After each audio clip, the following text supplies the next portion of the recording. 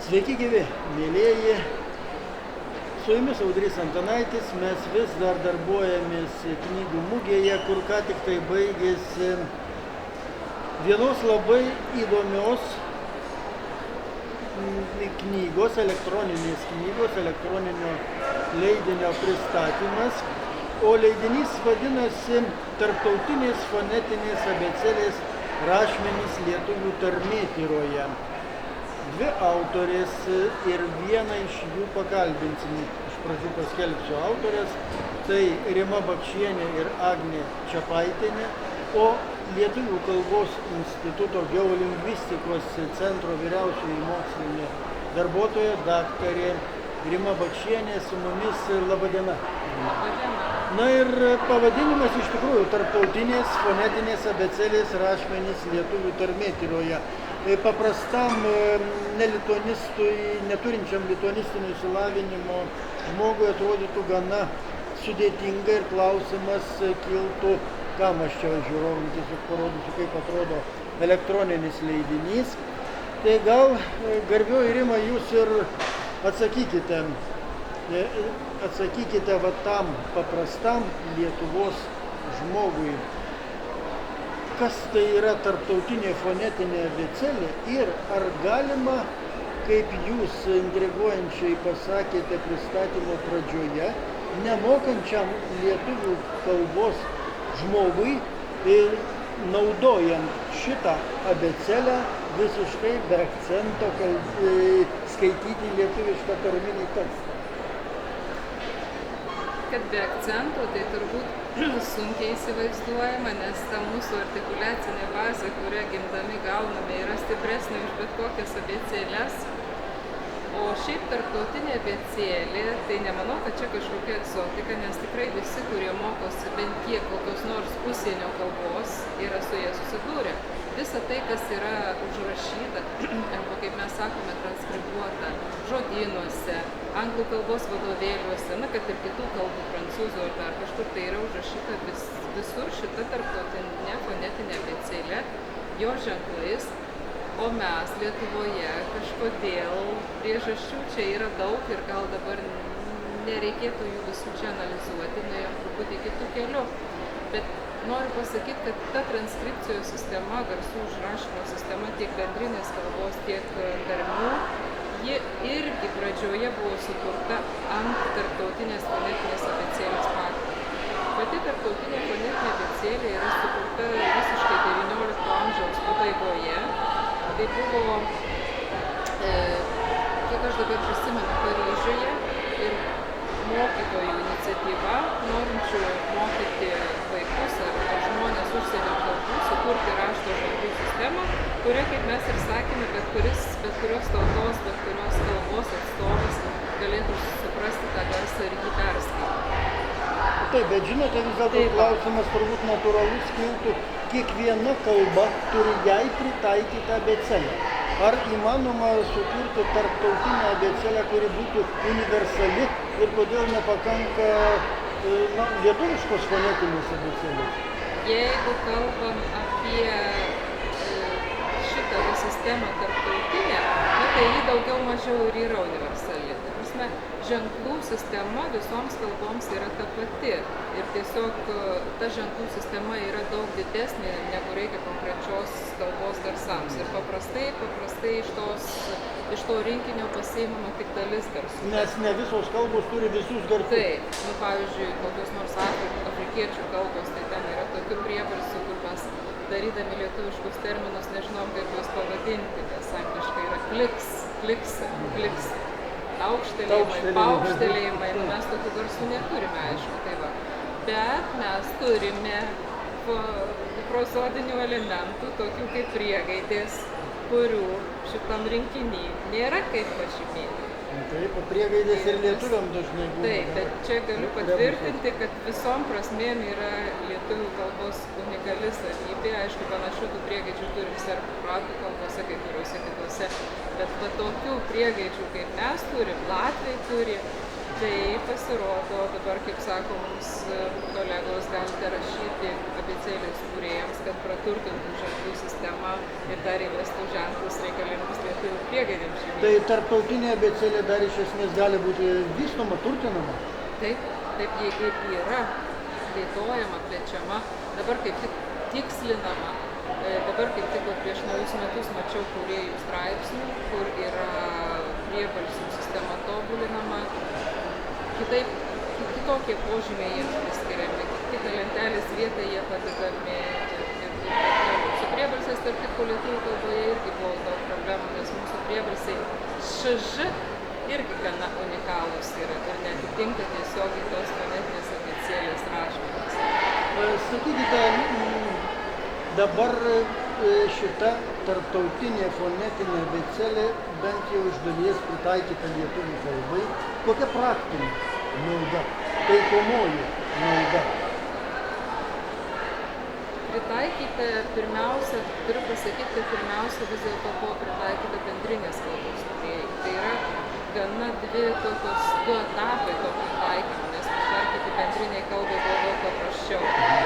Tai va čia ir mūsų kolegijų Jolitos ir jau išėjusios iš instituto Jurgitos Jaroslavienės darbas didžiausias atliktas kartu su latvių kolegomis, nes buvo kartu pritaikyti latvių ir lietuvių kalboms. O tarmėms tai taip jau čia mūsų geolingvistikos centro žmonių nuveiktas darbas.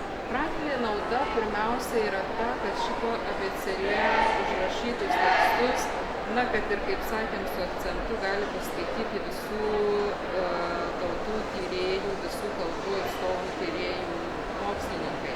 Dėl to, kad anksčiau mes būdavo net su latviais labai sunkiai paskaitom vieni kitų tarminius tekstus, nes transkripcijos sistemos buvo labai skirtingos. Tai čia viena tokia, kad bendradarbiavimas su kitų šalių mokslininkais, tyrėjais, analizė.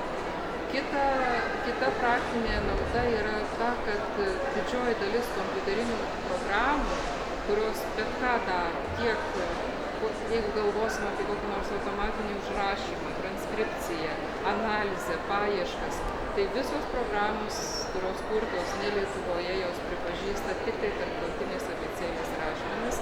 Ir čia mes irgi galim į kompiuterinės analizės sritis išeiti daug plačiau, tai yra naudotini, bet, pavyzdžiui, mūsų naudojama centre ta programa GFMA, čia kolegė Agnė Čepaitienė, aišku, daugiau papasakojo, bet tai jie ir atsirado iš esmės tuo metu, kai pradėjom dirbti su ta programa ir atsirado poreikis tą abėcėlę daryti, nes supratom, kad su savo nacionalinė transkripcija mes niekaip negalime patirti.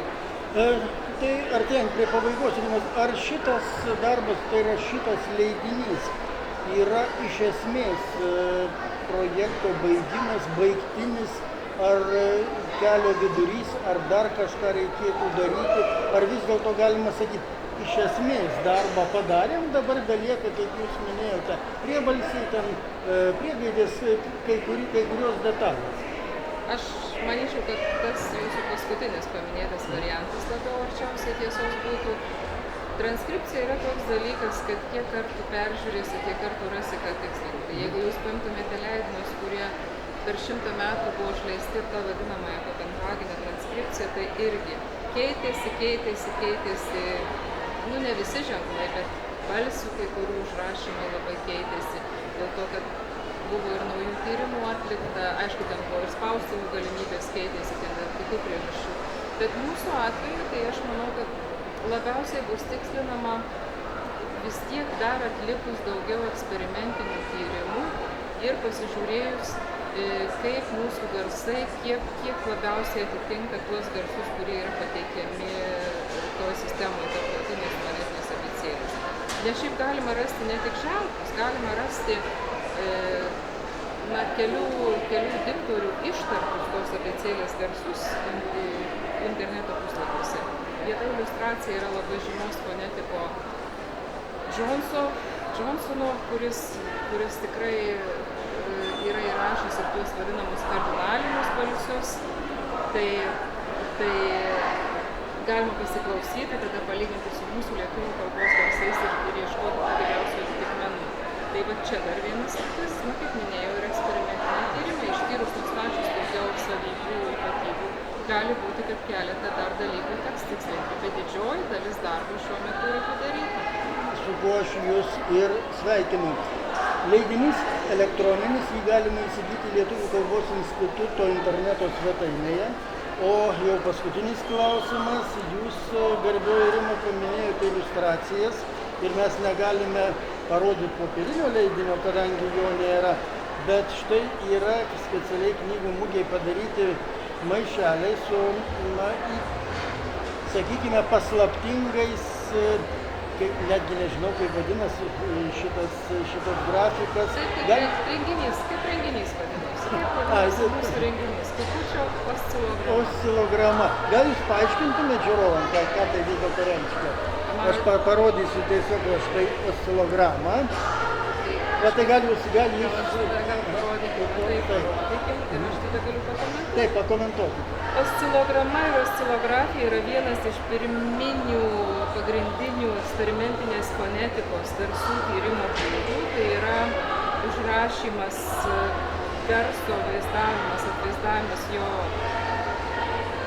fizinių savybių, pavertimas ir atvaizdavimas elektriniais virpesiais. Ir čia mes matome oscilogramą, žodį kukutis, jo oscilogramą. Matot, kad ten, kur yra, kaip pasakyti, balsiai, ten yra intensyvios zonos, ar ne, tų periodų. Ten, kur yra duslieji priebalsiai, yra visiška tyla, tai yra tušti tarpai. Ne tiek mes čia daug turim tos iliustracijos, turim du dusliuosius, vieną O, vieną I ir S, kur yra, matot, šiek tiek intensyvumas mažesnis, bet čia yra tas vadinamasis triukšminis priebalsis ir... Bet tai jūs mane kažkaip nustebino, tai išeina taip, kad priebalsio arba to kliko taukštelėjimo elektriniais virpesiais užrašyti beveik negalima. Taip, tai sprogstamieji priebalsiai yra netęsiami. Taip. Tai yra pauzė, tai yra tyla. Ir tik sprogimas. Bet mes tai girdime ausimi taukštelėjimą. Mes girdime sprogimą. Tai tas sprogimas, žinot, jeigu būtų kompiuterio ekrane arba popieriuje, tai mes dar turėtume čia spektrogramą. Ir čia būtų formančių vaizde matoma tokia juodesnė zona. Dar kažkas. Tas sprogimas praktiškai, sunku čia parodyti, bet tai yra čia tas toksai mažas. Tai tada gerai, nuraminot, nes aš išsigandau, kad mes neprarastume gražių lietuviškų priebalsių. Bet tas sprogimas prieš jį visada, kaip matot, eina tylos zona. Ta tyla įeina į priebalsio trukmę, ji turi savo reikšmę, vietą žodyje ir tai iš tikrųjų įdomus dalykai ir matome, kaip kalbos mokslas žengia pirmyn ir jūsų pastangomis. Taip, kad sveikinu dar kartą pasirodžius šitam leidiniui. Primenu, kad mes kalbėjomės apie Vilniaus knygų mugėje, apie leidinį Tarptautinės fonetinės abėcėlės rašmenys lietuvių tarmėtyroje su viena iš autorių, Lietuvių kalbos instituto geolingvistikos centro vyriausiąja mokslinė darbuotoja daktarė Rima Bakšienė, antroji autorė Agnė Čepaitienė. Tuo mes savo pokalbį baigėme, jį filmavo Karina Kropaitė, kalbino Audrys Antanaitis. Likite sveiki iki kitų susitikimų.